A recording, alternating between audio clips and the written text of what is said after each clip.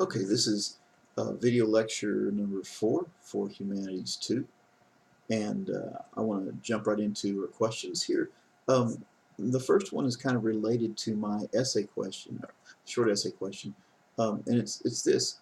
Thomas Jefferson, one of the framers of the Constitution, didn't even consider blacks as humans worth giving the right to live and have the same freedoms he claimed for the rest of America. What was he thinking? And that's a good question. What was he thinking? And how did all these enlightened people, these super smart, amazing intellects, how did they miss this? That maybe the African slave trade is a bad idea if we're going to talk about human equality and the dignity of human life. Um, but they were people of their time, and every culture has its blind spots. Our culture has blind spots. I ask you to consider what those might be. What injustices and terrible situations might be here that we are blind to. And they're out there, but it's hard to think of them because obviously if they're blind spots, we're blind to it. And it's very difficult to be that kind of visionary person who stands up and says, wait a minute, this isn't right. We got to do something about this. That person generally doesn't make it, right? We have these figures that show up in our culture um, from, well, it begins with Jesus and, all the way through to people like Mahatma Gandhi and Martin Luther King, and they're standing up for the rights of people that don't have a voice and don't have rights, and they're generally assassinated for their trouble. Um, but let me give you an example of a blind spot that's here with us now. Oklahoma, as a state, has more women in prison than any other state in the country, by far. But it gets even worse when you compare Oklahoma to the rest of the world.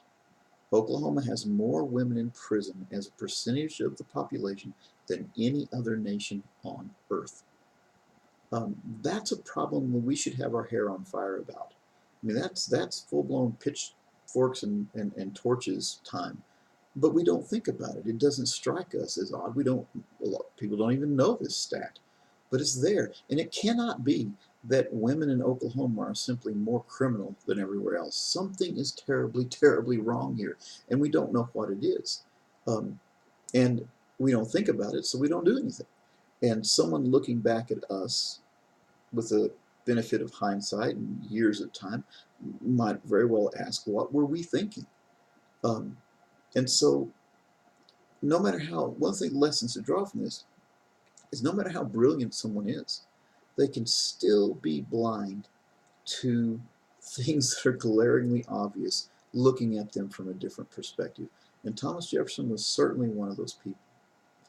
Now, our next question is a good segue because Thomas Jefferson was himself a Unitarian. And the question is about the Transcendentalists, and there were several of these.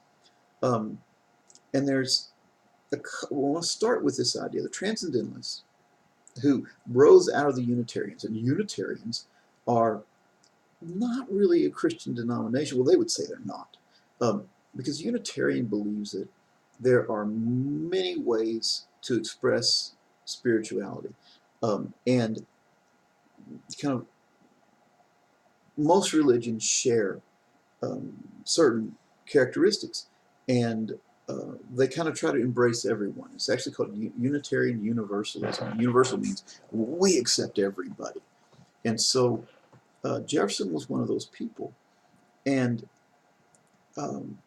this idea comes from Rousseau. It's part of where it comes from. The Transcendentalists believed that human beings were innately good and that nature was innately beneficial and beneficent.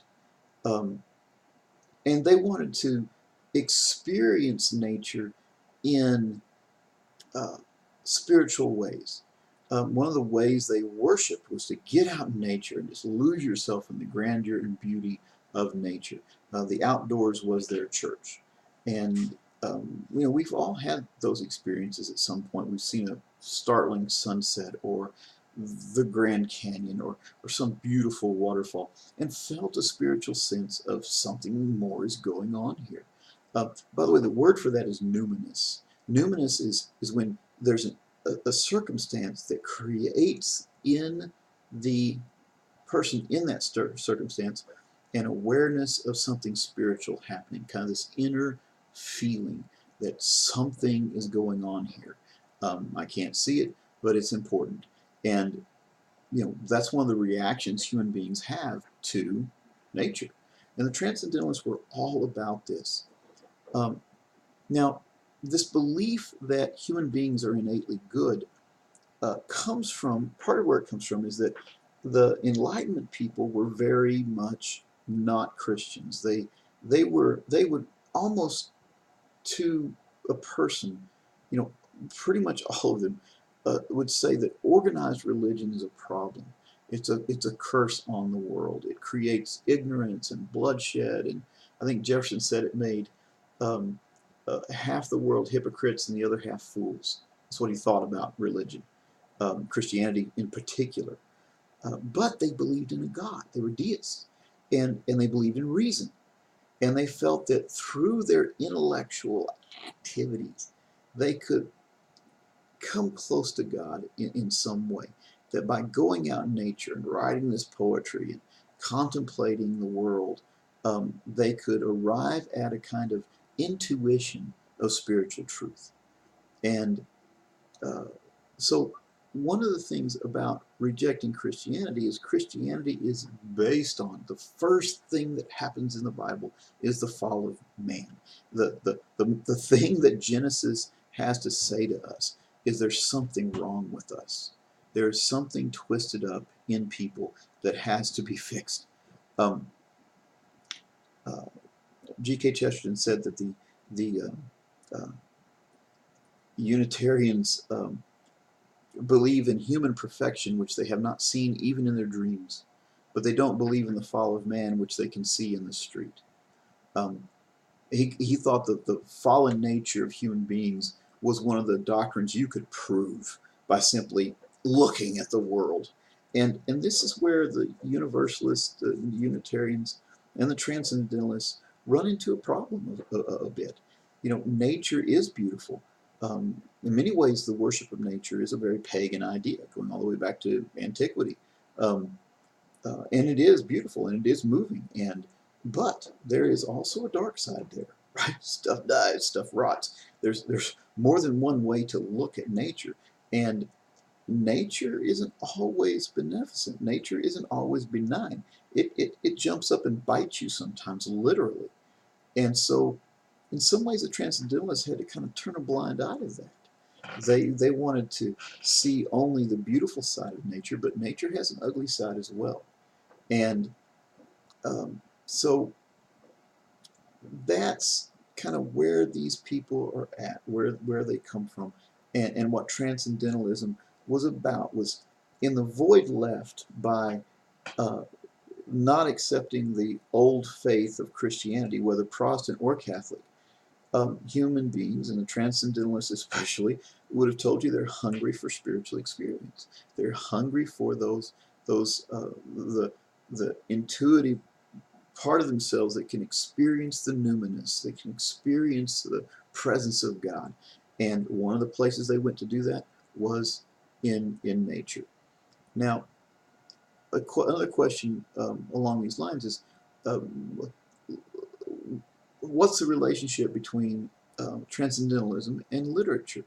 And the answer is that one of the things these people really wanted to do was document their experiences, and if they could, um, transmit those experiences to other people um, through their writing, through their poetry. Um, in many ways, they were kind of rooting for other people to join them in this lifestyle of seeking spiritual beauty in nature and in the world around them, and celebrating the um, goodness of people. And so, um, you know, I want to go back again just for a moment to Rousseau and this idea that, which was another question, um, why did Rousseau think that people were perfect, but society corrupted them? And the answer goes back to this same issue with the Transcendentalists, that if you're going to believe in the possibility of human perfection, you can't ignore the fact that stuff is going wrong. People do horrible things to one another and to nature. We are destructive in all kinds of ways. And so you've got to come up with some rationale for that, because there it is, right there in front of you, at all times.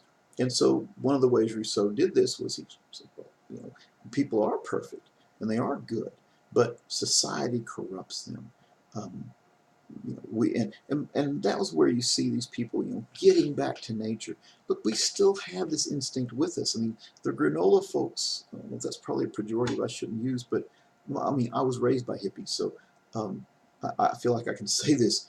Uh, there are people who are definitely about getting back to nature, simplifying things, becoming more one with the world around them. And they are following in the direct footsteps of the transcendentalists, and um, they're kind of the result of that movement of thought and expression that began with Emerson and Thoreau and those guys. And so there you have it. Now, I'll be throwing up another one of these next week. So keep sending me your questions, and once again, get in touch with me if you need to.